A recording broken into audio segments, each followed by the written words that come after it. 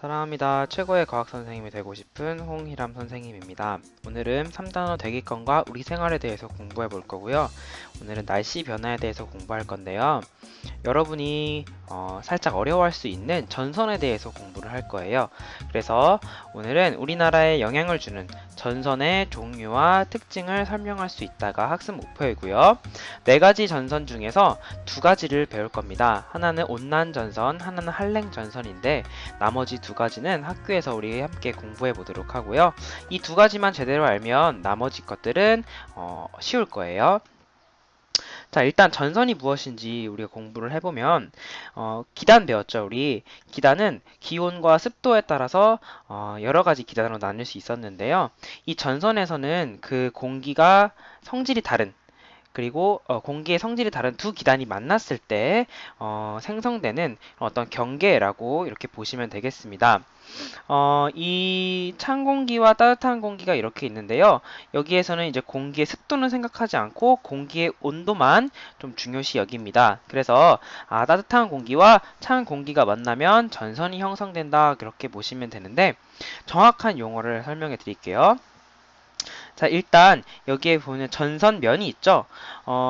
따뜻한 물과 차가운 물을 이렇게 병에다가 담았어요. 그러면은 이렇게 한쪽은 따뜻한 물, 한쪽은 차가운 물을 담아서 이렇게 만약에 경계면을 없앤다고 하면은 차가운 물은 무겁기 때문에 아래쪽으로 그리고 따뜻한 물은 가볍기 때문에 위쪽으로 이렇게 경계면이 형성이 될 거예요. 자, 그렇기 때문에 공기도 마찬가지예요. 찬 공기는 아래로, 따뜻한 공기는 위로 올라가려고 하는 특성이 있는데 경계면이 생깁니다. 그 찬 공기와 따뜻한 공기의 경계면을 전선면이라고 하고요. 그 전선면이 이제 지표면과 만나는 이 부분을 전선이라고 하는 거예요. 다시 따뜻한 공기와 찬 공기가 만나면 이렇게 찬 공기와 따뜻한 공기의 경계면이 생기고요. 이것들을 전선면이라고 하고요. 그 전선면이 지표면과 만나는 이 지점을 전선이라고 합니다. 그러니까 전선은 지표면에서 공기와 만나는 그 지점, 경계면을 이렇게 따져주는 거라고 여러분이 생각을 하면 돼요. 자, 그러면은 가장 먼저 한랭전선부터 공부해 보도록 합시다. 자, 한랭전선은요, 차은 공기와 따뜻한 공기가 이렇게 만나는데, 차은 공기가 적극적으로 이동했을 때, 만들어진 전선을 한랭전선이라고 합니다. 자, 찬 공기가 적극적으로 이동한 거예요. 그러니까, 이게 따뜻한 공기도 이쪽으로 가고 있고요. 찬 공기도 이쪽으로 가고 있었는데, 찬 공기가 더 적극적으로 오다 보니까 지금 뒤에서 지금 밀은 거예요. 뒤에서 밑으로 파고들면서 밀은 거니까 전선면이 어떻게 형성되냐면 이렇게 전선면의 기울기가 굉장히 급하게 형성이 됩니다. 자, 그리고 찬 공기가 이렇게 뒤에서 뒤에서 이제 밑으로 파고들면서 미니까 확 상승하게 돼요. 따뜻한 공기가 갑자기 뒤에서 미니까 상승하게 돼서 이렇게 상승하게 됩니다. 따뜻한 공기가요. 그래서 저군형 구름이 형성이 되고요. 그리고 강수 형태는 저군형 구름은 이제 좁은 구역에 소나기가 내리죠. 그래서 강수 구역은 좁은 구역인데, 자, 여기서 하나 더 우리가 봐야 될 것은요. 이 전선이 있는데요. 전선 뒤쪽의 좁은 구역에서 생성이 됩니다. 그래서 강수 구역은 이거 꼭 추가해야 됩니다. 전선 뒤쪽에 좁은 구역에서 이렇게 강수가 일어난다. 한랭전선 뒤쪽에서 형성된다. 이렇게 여러분이 꼭 기억을 해두세요. 자, 그 다음에 전선의 이동 속도는요, 빠릅니다. 전선의 이동 속도는 빠르고요. 그리고 전선 통과 후의 기온. 자, 여기가 만약에 사람이 이렇게 서 있었습니다. 사람이 이렇게 서 있었는데, 이 전선이 다가옴에 따라서 나중에 이 사람은 어떤 공기의 영향에 들어가게 되나요? 네, 찬 공기의 영향에 들어오게 되죠. 그래서 전선 통과 후에는 기온이 낮아지는 것을 우리가 알 수 있습니다. 자, 전선 기온은 이렇게 뾰족뾰족하게 이렇게 표시하는데요.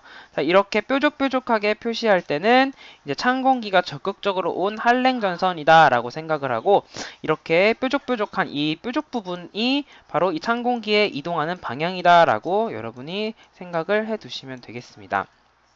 자, 그러면 한랭전선 마치고 온난전선으로 한번 가볼까요? 온난전선은요, 이번에는 따뜻한 공기가 적극적으로 이동할 때예요.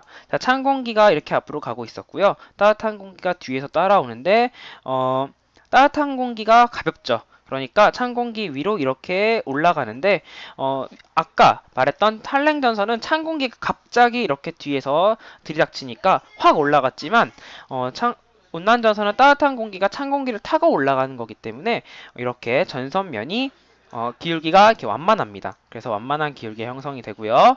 이 구름의 형태는 완만한 걸 타고 올라가니까 넓은 지역에 이제 층운형 구름이 형성이 되고요. 강수 형태는 층운형은 이슬비죠. 그래서 강수 구역은 여기가 전선이에요. 그죠? 온난 전선인데 강수 구역, 그러니까 이 전선 앞쪽에 전선이 지금 이렇게 이동하고 있겠죠? 전선 앞쪽에서 넓은 지역에 이슬비가 내리죠? 전선 앞 넓은 지역에서 이슬비가 내립니다. 그래서 전선의 이동 속도는요, 상대적으로 한랭전선보다 느립니다. 자, 전선 통과 후의 기온은 어때요? 여기에 만약에 사람이 서 있었다고 생각을 해봅시다. 자, 찬 공기가 다 지나간 후에 온난전선이 지나갔어요. 온난전선이 이쪽으로 지나가서 따뜻한 공기 속으로 들어가게 되죠. 그러니까 전선 통과 후의 기온은 높아지게 되고요. 전선 기온은 이렇게 써요. 이렇게. 자, 아까 한랭전선은 뾰족뾰족하게 썼지만 이거는 뭉글뭉글하게 더 부드럽게 이렇게 간다는 것을 조금 우리가 예상해 볼 수 있고, 온난전선도 마찬가지로 이렇게 동그랗게 생긴 부분이 따뜻한 공기가 이렇게 이동하는 방향으로 이렇게 동그란 것을 표시해 준다. 그래서 온난전선 기온은 이렇게 되겠습니다. 자, 그러면은 우리가 이제 한랭전선과 온난전선을 배워봤는데요. 한랭전선과 온난전선을 비교해서 학교에서 한번 공부해 보도록 하고요. 그리고 이 한랭전선과 온난전선이 나중에 만나거나 아니면 부딪힐 때 회색전선과 정체전선이 형성되게 되는데 우리 수업 시간에 한번 공부해 보도록 하겠습니다. 자, 그러면 오늘 강의는 여기서 마치도록 하고 질문이 있으면 학교에서 질문해 줄 수 있도록 합시다. 수고했습니다.